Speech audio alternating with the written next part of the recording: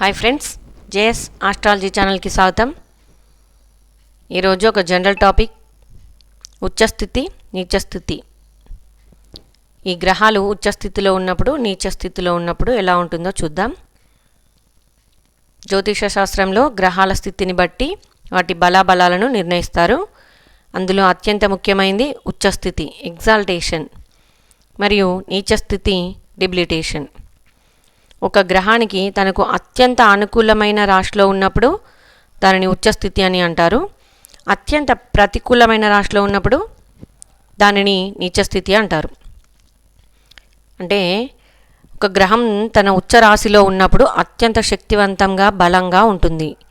ఈ స్థితిలో ఆ గ్రహము తన పూర్తి సానుకూలత అంటే పాజిటివ్ ఫలితాలను ఇస్తుందని చెప్పవచ్చు.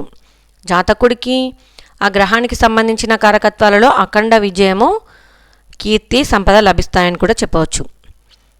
ఇది ఒక వ్యక్తి తన స్వంత రాజభవనంలో సర్వాధికారాలతో ఉన్నట్లుగా భావించవచ్చు. ఇక నీచస్థితి. నీచస్థితి అంటే డిబిలిటేషన్. ఒక గ్రహం తన ఉచ్చరాశికి సరిగ్గా 7వ రాశిలో అంటే 180 డిగ్రీల దూరంలో ఉన్నప్పుడు ఆ రాశి నీచస్థితిని పొందుతుంది. ఆ రాశిలో ఆ గ్రహం నీచస్థితిని పొందుతుంది. ఇక ఈ స్థితిలో తన శక్తిని, బలాన్ని పూర్తిగా కోల్పోతుందని చెప్పవచ్చు. మరి ఆ గ్రహం బలహీనం అవ్వడం వల్ల ఆ గ్రహం యొక్క కారకత్వాలలో ఇబ్బందులు, సవాళ్ళు, ప్రతికూల ఫలితాలు కూడా ఎదురవుతాయని చెప్పవచ్చు. ఇది ఒక రాజు శత్రువుల చేతిలో బందీగా మారి అసహాయ స్థితిలో ఉన్నట్లుగా కూడా భావించవచ్చు. ఇక మరి ఈ 9 గ్రహాలు, నవగ్రహాల ఉచ్చ మరియు నీచ రాశుల గురించి ఇప్పుడు చూద్దాము. ఇక్కడ ఏంటి మనకి మేషరాశిలో రవి గ్రహం గురించి. మేషరాశిలో ఉచ్చస్థితిని పొందుతాడు 10 డిగ్రీల వద్ద. ఇక నీచస్థితి తులారాశిలో, గరిష్ట నీచస్థితి 10 డిగ్రీస్ వద్ద రవి నీచపడతాడు. ఇక వృషభ రాశిలో చంద్రుడు ఉచ్చస్థితిని పొందుతాడు. గరిష్ట ఉచ్చస్థితి 3 డిగ్రీలు. ఇక వృశ్చిక రాశిలో నీచస్థితిని పొందుతాడు 3 డిగ్రీల వద్ద. ఇక కుజుడు. ఈ కుజుడు 28 డిగ్రీల వద్ద కర్కాటక రాశిలో నీచ పొందుతాడు. ఇక మకర రాశిలో ఉచ్చ పొందుతాడు. ఇక బుధుడికి తన సొంతిల్లైన కన్యారాశిలో పూర్తి ఉచ్చస్థితిని పొందుతాడు 15 డిగ్రీల వద్ద. మీనరాశిలో నీచస్థితిని పొందుతాడు అదే 15 డిగ్రీస్ వద్ద. ఇంకా గురువు కర్కాటక రాశిలో పూర్తి ఉచ్చస్థితి 5 డిగ్రీల వద్ద ఉంటుంది. నీచస్థితి మకర రాశిలో 5 డిగ్రీల వద్ద.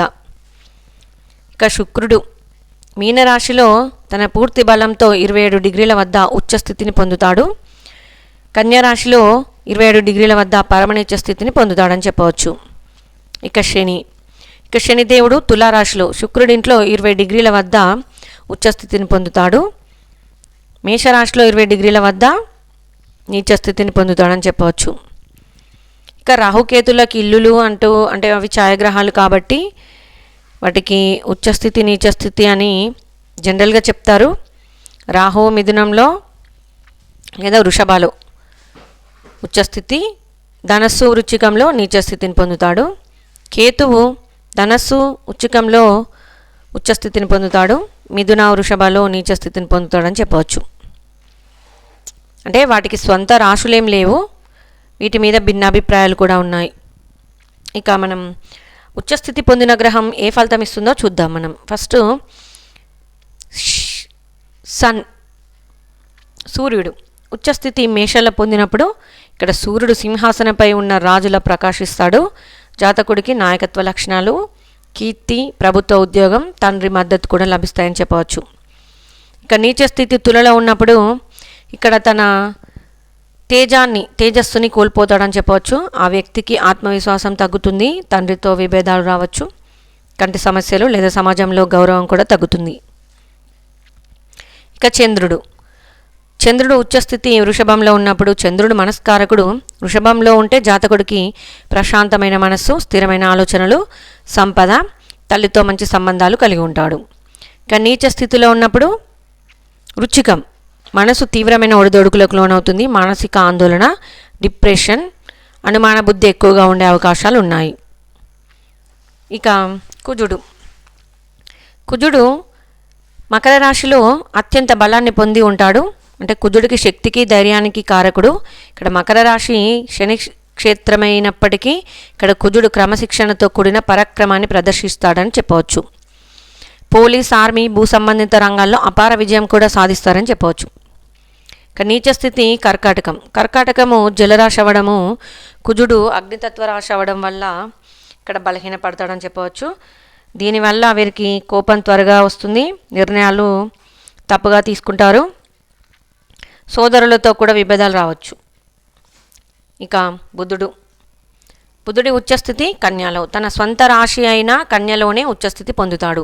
దీనివల్ల అద్భుతమైన తెలివితేటలు, వ్యాపార నైపుణ్యము, గణిత శాస్త్రంలో పట్టు, మంచి కమ్యూనికేషన్ స్కిల్స్ కూడా ఉంటాయని చెప్పవచ్చు. ఇక నీచ స్థితి మీనలో ఉన్నప్పుడు ఆలోచనలో స్పష్టత లోపిస్తుంది, తప్పుడు నిర్ణయాలు తీసుకోవడం, చదువులో ఏకాగ్రత తగ్గుతుంది, నరాల బలహీనత వంటి అనారోగ్య సమస్యలు కూడా రావచ్చు. ఇక గురువు ఎగ్జాల్టేషను కర్కాటకంలో, గురువు జ్ఞానానికి కారకుడు. కర్కాటకంలో ఉన్న గురువు అత్యున్నత ఆధ్యాత్మికత, జ్ఞానము, సంస్కారము, సమాజంలో గొప్ప గౌరవము, సంతాన సౌఖ్యాన్ని కూడా ఇస్తాడని చెప్పవచ్చు.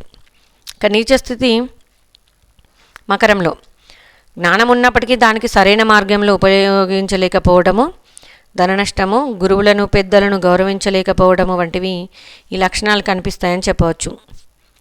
ఇక శుక్రుడు ఉచ్చస్థితి మీనాలో, భోగ భాగ్యాలకు శుక్రుడు కారకుడు, ప్రేమకు కారకుడు. ఇక్కడ మీన రాశిలో ఉచ్చ పొందిన శుక్రుడు అపరిమితమైన లగ్జరీ జీవితము, కళలపై మక్కువ, సంతోషకరమైన జీవితం, వివాహ జీవితాన్ని కూడా ఇస్తాడని చెప్పవచ్చు. ఇక నీచ స్థితి వైవాహిక జీవితంలో సమస్యలు వస్తాయి. కన్యలో ఉంటాడు నీచ స్థితి పొంది. అసంతృప్తి, ఆర్థిక ఇబ్బందులు ఎదురయ్యే అవకాశం కూడా ఉంది. ఇక శనిదేవుడు సాటర్న్ ఉచ్చస్థితి తులాలో, శని న్యాయాధికారి. తులారాశి వ్యాపారానికి, సమతుల్యతకి, బ్యాలెన్స్డ్గా ఉంటుంది కాబట్టి ఈ కారకత్వం తీసుకున్నందుకు ఇక్కడ శని ఉచ్చస్థితిని పొందుతాడు. జాతకుడు కష్టపడి పైకి వస్తాడని చెప్పవచ్చు, న్యాయబద్ధంగా కూడా జీవిస్తాడు, రాజకీయాల్లో కూడా బాగా రాణిస్తాడని చెప్పవచ్చు. ఇంకా మేషరాశిలో నీచ స్థితిని పొందుతాడు.